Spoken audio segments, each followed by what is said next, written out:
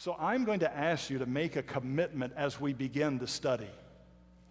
And the commitment is simply this: to listen, to learn, and to live. Commit this morning to listen to the Proverbs. You know, we live in a day where we do not lack in opinions and viewpoints, and we certainly don't lack the means and platforms in which these opinions and viewpoints are expressed. I mean, I can literally know what half of you had for breakfast this morning just by reading Facebook. Okay, so we don't lack for means in which opinions and viewpoints can be expressed. And while we certainly would say that people have a right to their opinion, they have a right to their viewpoint, and even a right to express it, we would also say that not all viewpoints and opinions are created equal. Some of them would be what the Proverbs would call foolish. And so I ask you to commit yourself to listening to the Proverbs. Albert Alden, in his good commentary on the Proverbs, simply says this: the book of Proverbs is for anyone wise enough to listen. So I want to challenge you to commit yourself to listen. Secondly, I want to encourage you to learn.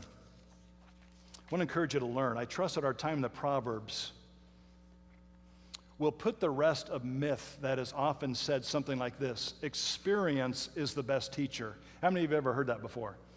Experience is the best teacher. Well, I will tell you this: experience is not the best teacher. Experience can be a very hard teacher. Now, I'm thankful for God's grace that even after something hard, we can learn from that. But experience is not the best teacher. Someone will say something like, well, those teens have to sow some wild oats before they'll learn. That's not what God would say. God would say, you can listen and learn from my wisdom. Now, while the Proverbs do say the way of the transgressor is hard, you don't have to learn things the hard way. And that's why I would plead with you this morning to listen to the wisdom of Proverbs and to learn from the wisdom of Proverbs. Proverbs are not merely sage-like wit and wisdom. A stitch in time saves 9. A penny saved is a penny earned. Early to bed, early to rise makes one healthy, wealthy, and that's right. But you know, those are just kind of sage-like wit and wisdom. The Proverbs are so much more than that.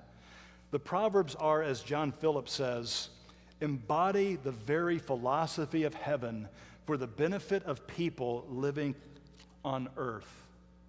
Stop and think about that. The very philosophy of heaven, the very wisdom of heaven is what we hold in our hands as we consider this book of Proverbs. So let's listen and learn from God's wisdom. Number 3, I want you to commit yourself to live by the wisdom of the Proverbs. Here's the saddest story about the Proverbs. The one who's responsible for writing most of them, the one who is known as the wisest king that ever lived. People came from all over the known world to hear the wisdom of Solomon.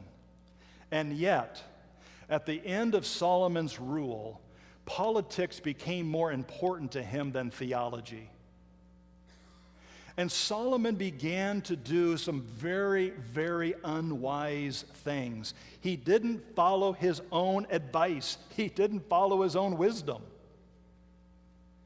And as a result, at the end of his reign, his kingdom was really in disarray. It ended up splitting after his reign. Stop and think about that. The wisest man that ever lived didn't follow his own wisdom. And in the end, it cost him dearly. Which is why we must not only listen to the Proverbs, we must not only learn from the Proverbs.